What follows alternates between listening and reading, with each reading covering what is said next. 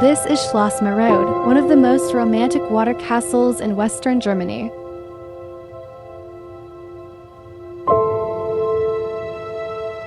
Located in the town of Langerwehe, it dates back to the 12th century.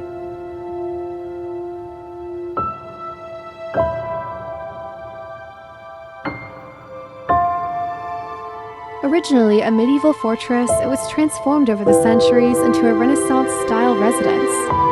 The castle is surrounded by a wide moat and framed by forests and gardens. Still owned by the Merode family today.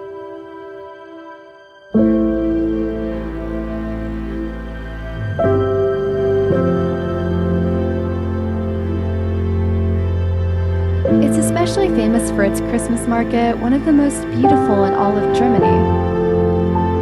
Thousands of visitors come every winter to enjoy lights, music, and tradition.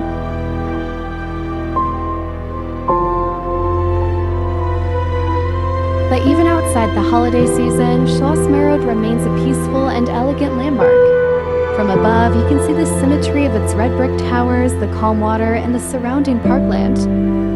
With its timeless charm and quiet atmosphere, Schloss Merode is more than just a castle. It's a living part of history.